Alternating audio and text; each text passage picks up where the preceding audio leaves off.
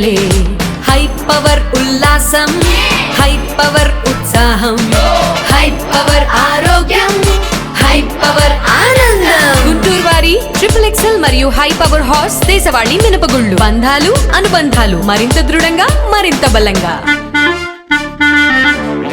కూటమి ప్రభుత్వ పాలనని గుంటూరు జిల్లా వైసీపీ అధ్యక్షులు అంబటి రాంబాబు పోలీస్ రాజ్యంతో పోల్చారు.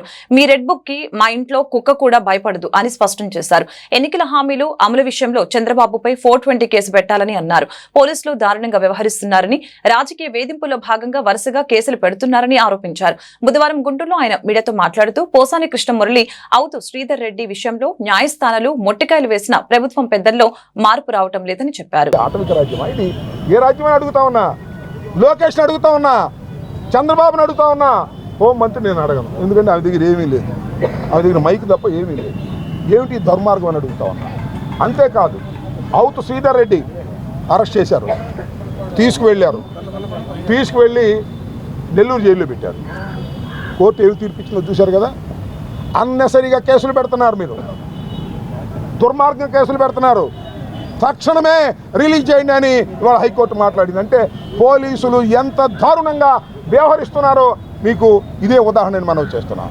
అంతేకాదు, మరొకటి కూడా ఇవాళ సుప్రీం హైకోర్టులో ఒక వ్యాఖ్య చేశారు.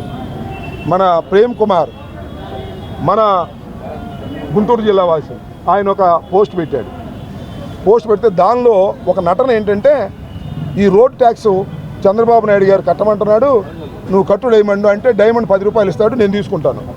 అది దోపిడీ అంట. దోపిడీని కేసు పెట్టేశాడు. డైమండ్ దగ్గర నేను దోపిడీ చేస్తాను. మేము ఇద్దరం కలిసి ఒక పోస్ట్ పెట్టాం, ఒక వ్యంగ్యంగా పెట్టాం.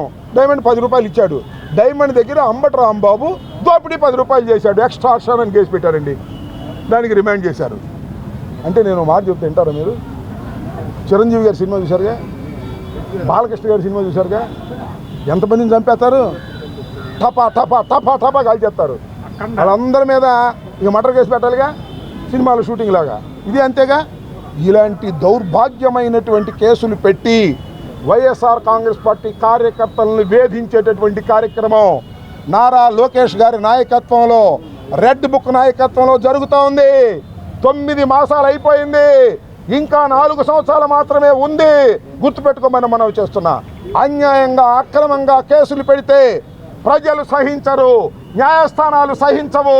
దీనికి మూల్యం చెల్లించవలసినటువంటి అనివార్యమైన పరిస్థితి ఆ లోకేష్ పప్పుకి త్వరలోనే వస్తుందని కూడా ఈ సందర్భంగా మీ ద్వారా వారికి హెచ్చరిక చేస్తున్నానని ఈ సందర్భంగా చెప్పదలుచుకున్నాను.